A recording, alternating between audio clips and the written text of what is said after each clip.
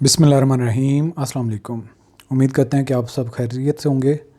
आज का हमारा सेशन इंस्पेक्टर इनलैंड रेवेन्यू के इंटरव्यू के मुतालिक जो schedule federal public service commission ने इशू किया है उस हवाले से है, और कई सारे एस्पिरेंट्स जिनका प्रोग्राम में नाम शामिल नहीं है उनको क्या करना चाहिए, कब उनका इंटरव्यू होगा, बहुत सारे उनके माइंड में सवालात हैं। और जिनका प्रोग्राम में नाम आ गया है वो भी काफ़ी सारे जो एस्पिरेंट्स हैं वो थोड़े से नर्वस फील कर रहे हैं कि क्या होगा। और स्पेशली वो एस्पिरेंट्स जिनका फ़र्स्ट टाइम इंटरव्यू होता है, फ़र्स्ट टाइम हो या सेकंड टाइम, नर्वसनेस आ ही जाती है। आप जितना भी अपने आप को स्ट्रॉन्ग करें, लेकिन ये डिपेंड करता है कि आप अपने ऊपर कंट्रोल कितना करते हैं। जितना आप अपने ऊपर अच्छा कंट्रोल करेंगे आपका कॉन्फिडेंस बिल्ड होगा। कुछ भी ऐसा नहीं होता, लेकिन आपको फिर भी इन चीज़ों के साथ इनकाउंटर करना है, आपने कन्फ्रंट करना है और फिर बेहतर से बेहतर अपने दूसरों से परफॉर्म करना है। सबके लिए एक अपॉर्चुनिटी है, ये मैदान खुला है और हर एक का राइट बनता है कि वो अपनी बेस्ट एफर्ट करे। और कई सारे ऐसे एस्पिरेंट्स होंगे जो डेफिनेटली क्वालिफाई करेंगे इंटरव्यू के बाद, और कई सारे ऐसे होंगे जो क्वालिफाई नहीं कर पाएंगे, जो सीरियस नहीं लेंगे। तो वो डेफिनेटली हर चीज़ का एक रिज़ल्ट होता है। तो ये आपकी स्टेज है, इस स्टेज पे आप इसको सीरियस लेके परफॉर्म कर सकते हैं और बेटर अपॉर्चुनिटी से इससे फ़ायदा उठा सकते हैं। ये चीज़ें तो चलती रहेंगी। और इस हवाले से हमारा डिटेल जो इंटरव्यू की प्रिपरेशन का कोर्स है उसमें ये सारी चीज़ें एड्रेस की गई हैं जो मैंने अभी आपको थोड़ा सा टच दिया है। यही चीज़ें डिस्कस होती हैं जिनको अमल करने से, जिनको समझने से जो आपके माइंड में चीज़ें फीड हो जाती हैं, और ज़्यादा नॉलेज आने की वजह से भी आपका कॉन्फिडेंस ऑटोमेटिकली हाई अप होता है। पेशावर सेंटर का पहला इंटरव्यू स्केड्यूल इशू है। ज़रूरी नहीं है कि सब का एक तरतीब से चले। जो पेशावर के जिन्होंने अपना सेंटर सेलेक्ट किया होगा और उनकी जो तरतीब में नंबर आता है उनका एक इशू किया गया है ये जो स्केड्यूल है। सो इस हवाले से यहाँ पे आपके जो रोल नंबर हैं मेंशन्ड है, और अब्दुल वहाब ख़ान इसी तरह से रोल नंबर 44 है। और ये आपका जो प्रोग्राम शुरू हो रहा है इंटरव्यू का, आप यहाँ पे देख सकते हैं डेट है 27 मई 2024। और ये आपके चूँकि काफ़ी सारे एस्पिरेंट्स हैं, आई होप सो कि मेरे ख्याल में 1200 या 1400 थे, कुछ इस तरह से है तरतीब। तो सबके इंटरव्यू में टाइम लगेगा। सो ये पेशावर का सेंटर है और 9 बजे जिन्होंने रिपोर्ट करनी है उनका ये नाम वगैरह लिखे हुए हैं। 10 बजे जिन्होंने 10:30 बजे जिन्होंने रिपोर्ट करनी है उनका ये नाम है, और इसी तरीके से चलते जाएं तो यहाँ पे आपकी डेट चेंज हो जाती है। और यहाँ पे आपको जो 9 बजे रिपोर्ट करने वाले होंगे ये हैं, और 10:30 पे जो रिपोर्ट करेंगे उनकी है, और इसके बाद फिर डेट चेंज हो जाएगी, 29 मई की आ जाएगी। सो इसी तरीके से आपका स्केड्यूल चलता जाएगा आगे। फिर 30 तारीख़ है 30 मई की, और ये आपका टाइम टेबल है 31 मई टाइम टेबल है। सेंटर आप देखें तो पेशावर जिन्होंने ऑप्ट किया हुआ है वही है। इसके बाद अगला स्केड्यूल आ जाता है कराची वालों का, जिन्होंने कराची अपना सेंटर रखा था। और ये 27 तारीख को जो कराची में बोर्ड होगा, कमेटी होगी जो इंटरव्यू करेगी, इंटरव्यूइंग बोर्ड, वो उनका टाइम टेबल भी यहाँ पे इशू हुआ है।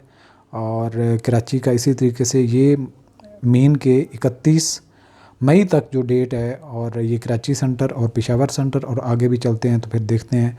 यहाँ पे अगेन डेट चेंज हो गई होगी, और यहाँ पे 30 तारीख़ है और यहाँ पे 31 तारीख़ है, और यहाँ पे कराची का एंड। और इस तरीके से आगे चल के आपका ये अभी भी कराची का है 27 मई को अगेन, ये भी आपने देखना है। और साथ में आगे फिर जो है वो कराची का ही है शेड्यूल 29, और इसी तरह से 30 और ये 31। तो ये आपकी कराची के 2 टाइम टेबल हैं, लेकिन हैं कराची के ही। अब यहाँ पे देखें पेशावर का अगेन आ गया है, और 28 तारीख का यहाँ पे प्लान है, और टाइमिंग अगेन वही हैं। तो यहाँ तक अगर देखते हैं तो ये आपका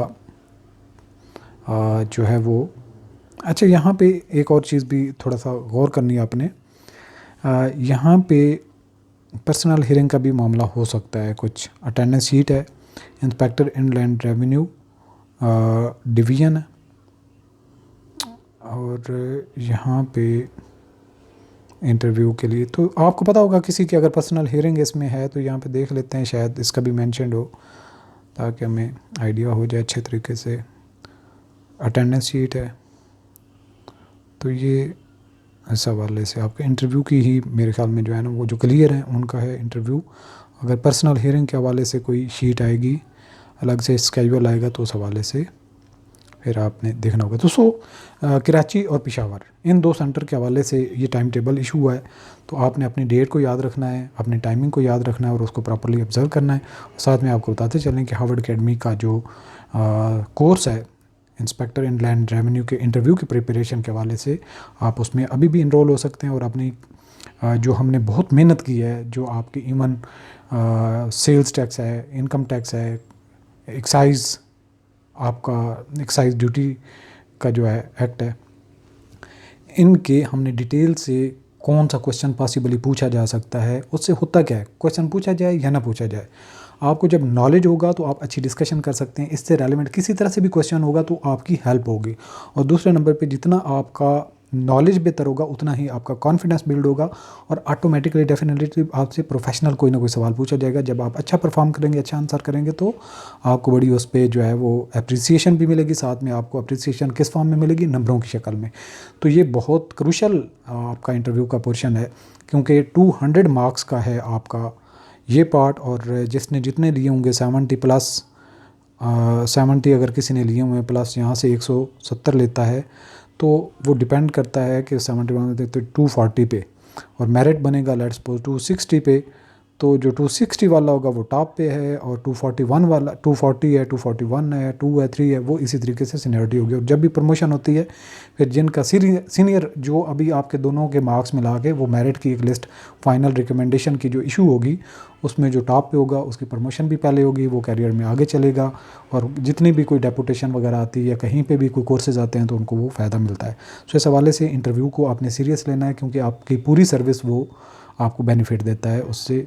यही आपका टाइम है जिसमें आपने मेहनत करनी है और सारी ज़िंदगी इसका फल खाना है आपने। इजाज़त दिए, अगर कोई आपका सवाल होगा तो आप यहाँ पे व्हाट्सएप नंबर भी मेंशन है, कांटेक्ट कर सकते हैं। अल्लाह हाफ़िज़।